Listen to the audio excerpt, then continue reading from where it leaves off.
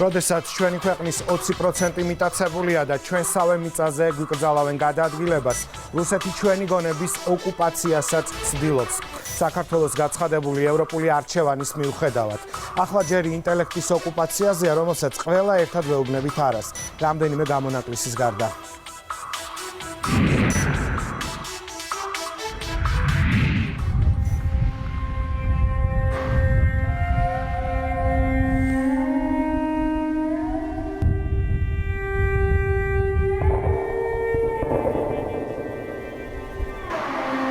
როცა ქვეყნის 20% ოკუპირებულია, მავთულხლართების სოფლებს, სახლებსა და სალოცავებს ორატყობს და როცა მცოცავი ოკუპაცია ისევ გრძელდება, რუსეთი ახლა ირიბი გზით საავტორო უფლებებში გავლენების აღდგენასა და მოპოვებას ცდილობს. არა ინტელექტის ოკუპაცია. არა ინტელექტის ოკუპაციას. არა ინტელექტის ოკუპაცია. არა ინტელექტის ოკუპაციას. ინტელექტის ოკუპაციის მცდელობა რუსული ფული და საფრთხე მუსიკოსებმა, კომპოზიტორებმა და შემსრულებლებმა მაშინ დაინახეს, როცა საქართველოს საავტორო უფლებათა ასოციაციის ანალოგი შეიქმნა. შემოთავაზება იყო, რომ მე გავხდარიყავი თავმჯდომარე ამ მუსიკოს საავტორო უფლებათა დამცველი ორგანიზაციის თავმჯდომარეობა რუსეთის მოქალაქეებმა ერთი თვის წინ შესთავაზეს. მატერიალურ სიკეთეებთან ერთად სოლიდურ ანაზღაურებასაც დაჰპირდნენ. რუსული მხრიდან ვინც იყვნენ შემომთავაზებლები, იურიდიულად არ ჩანდნენ ვინ იყვნენ. და ჩემთვის კითხვის ნიშანი დატოვა ამან. ვარ ნიკას აკადემიკოსი, რუსეთის კომპოზიტორთა კავშირის წევრი. და კიდევ 54 ფილმის საუნდტრეკი მოგაკეთებული სრულმეტრაჟიანის და სერიალებზე აღარ ვლაპარაკობ და სარეკლამო როლიკებზე და მე ვერ ავიღეს პასუხისმგებლობა ჩემ თავზე. იმიტომ რომ ყოველთვის ფრთხილი ვარ დავჭერ ჩემი ქვეყნის ერთგულება. რუსეთი ცდილობს ყველაფრის ოკუპაცია მოახდინოს. მუსიკოსები და შემსრულებლები გვიყვებიან, რომ ახალ ორგანიზაციაში გაწევრიანების სანაცვლოდ უარი უნდა ეთქვათ საქართველოს საავტორო უფლებათა ასოციაციის წევრობაზე. ისინი დაგვიდნენ ოქროს კოშკებს და უცებ მილიონებს და ყველანი ხვდებოდით ძალიან დიდ რემ, რასი არ ხდება. ესეც გარკვეულწილად ოკუპაცია, რა თქმა უნდა, როდესაც შენ გინდა ნელი, რბილი გზით და ძალით შემოხვიდე რაღაცა ინტელექტს და საკუთრო ჩემსაც, ჩემ თუნდაც მატერიალურ დოვლაც, ეს ხო შემოსავალია ჩვენი. შეთავაზებულ წინადადებაზე უარი კიდევ ათობით კომპოზიტორმა და შემსრულებელმა თქვა. თუმცა არიან ისეთებიც, ვინც საავტორო უფლებადამცველი ახალი ორგანიზაციის წევრობას დასთანხმდა. 1 მარტს დარეგისტრირებული ორგანიზაციის საბჭოში 10-მდე წევრია. მათ შორის რუსა მორჩილაძე, დათო ხუჯაძე, აჩი ფურცელაძე, ჯემალ სეფიაშვილი, გამგეობის თავმჯდომარე კი ალექსანდრე გვარიშვილია. არიან უკმაყოფილო ავტორები და აი ამ უკმაყოფილო ავტორებმა გადაწყვიტეს დაეფუძნებოდათ ახალი ორგანიზაცია, თვლიან, რომ ამის უფლება აქვთ. ახალი საავტორო უფლებათა ასოციაციის შექმნის მთავარი მიზეზი საბჭოს წევრების თქმით ის გახდა, რომ მოქმედი ასოციაცია ხელოვანთა უფლებებს სათანადოდ ვერ იცავს.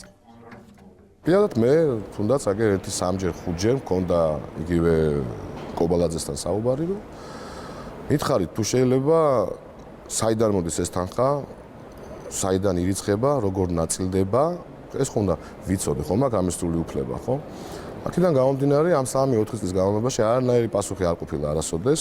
ჩვენი წლიური ანგარიში ქვეყნდება ბეჭდურად, იგზავნება ყველა წევრს, ეს ანგარიში იგზავნება ჩვენს მსოფლიო ორგანიზაციაში და უფრო მეტიც, ყველა წევრს, ვინც ჩვენთან გაწევრიანებულია, ამ 2000-ვე ადამიანს, წვდომა აქვს მის პერსონალურ ინფორმაციაზე შეუფერხებლად და ის ნახულობს კონკრეტულად საიდან რამდენი როდის შეგროვდა მის სახელზე. გიგა კობალაძე საქართველოს საავტორო უფლებათა ასოციაციას 7 წელია ხელმძღვანელობს. გვიყვება, რომ რუსეთის მცდელობა გავლენა მოეხდინა საქართველოს საავტორო უფლებებზე ჯერ კიდევ 2017 წელს დაიწყო.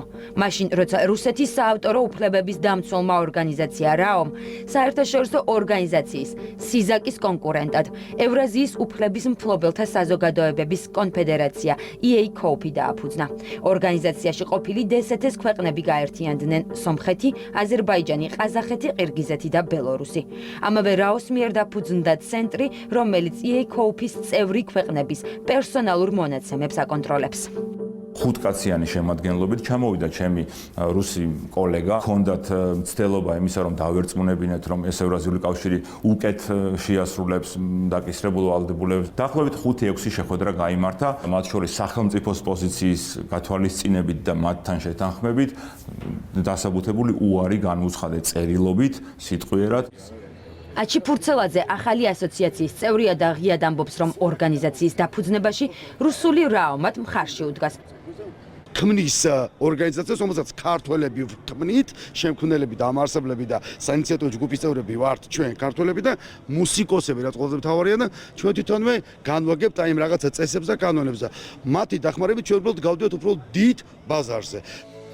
თუმცა ორგანიზაციის სხვა წევრები რაოს ფრთის ქვეშ ყოფნას უარყოფენ. საკუთარი ბიზნესიდან მოზიდული თანხებით კი ორგანიზაციის დამფუძნებლებმა უკვე შეიძინეს აპარატურა, რომელიც ბარებსა და რესტორნებში შესრულებულ მუსიკას გააკონტროლებს. ჩვენ შევიძინეთ ლიცენზია ბრიტანეთიდან, თუმცა ეს აპარატურა რუსეთში და SNG-ს ქვეყნებში წარმატებით იქნა გამოყენებული. მესამე წელი სრულდება თანამშრომლობთ ესპანურ კომპანიასთან, BIMAT არის ასეთი კომპანია, რომელიც ამონიტორინგებს ტელეარხებს და იგივე კომპანია ეხლა აპირებს შემოიტანოს და დააყენოს აი იმ რესტორნებში, სადაც ჟღერს ცოცხლად მუსიკა, მოწყობილობები, რომელიც ჩაიწერება.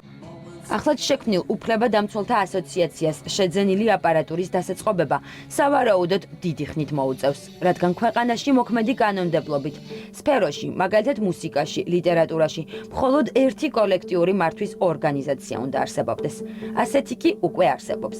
ასევე საჭიროა ორგანიზაციას რეპერტუარის ურთიერთწარმომადგენლობის ხელშეკრულება, მსოფლიოს უმრავლეს ორგანიზაციასთან ჰქონდეს გაფორმებული.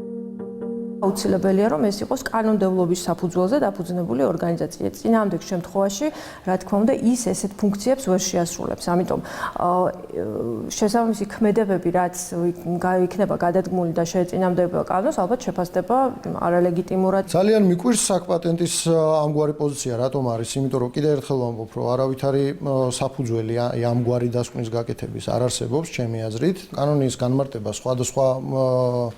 სხვადასხვა ხერხები არსებობს, სხვადასხვა მეთოდები არსებობს და ამოგლეჯილად კონტექსტიდან ამოგლეჯილად არ უნდა იქნეს განმარტებული მხოლოდ ერთი წინადადების წაკითხვით. როგორ დაიწყებს ახალი ორგანიზაცია ფუნქციონირებას ქართულ ბაზარზე რთული წარმოსადგენია. მით უფრო მაშინ, როცა მოქმედი კანონმდებლობის გარდა ავტორთა და კომპოზიტორთა საზოგადოებების საერთაშორისო კონფედერაცია SIZAK პირდაპირ ამბობს, რომ მნიშვნელოვანია ქვეყანაში მხოლოდ ერთი კოლექტიური მართვის ორგანიზაცია არსებობდეს. წინააღმდეგ შემთხვევაში სისტემა ჩამოიშლება და ავტორები დაზარალდებიან. და მაინც როცა ოკუპანტი ქვეყანა მუდმივად და სხვადასხვა გზით საკუთარი გავლენების მოპოვებას ცდილობს ყველა სფეროში, ეგრეთ წოდებული ტროლები პრორუსულ განწყობებზე ისევ მუშაობენ, როცა ყოველდღე გვიწევს რუსული აგრესიის მტკივნეულ შედეგებზე საუბარი და როცა ქვეყნის 20% ისევ ოკუპირებულია, არჩევანის თავისუფლების მიუხედავად ოკუპანტ ქვეყანასთან თანამშრომლობა ნებისმიერ სფეროში წარმოუდგენელია.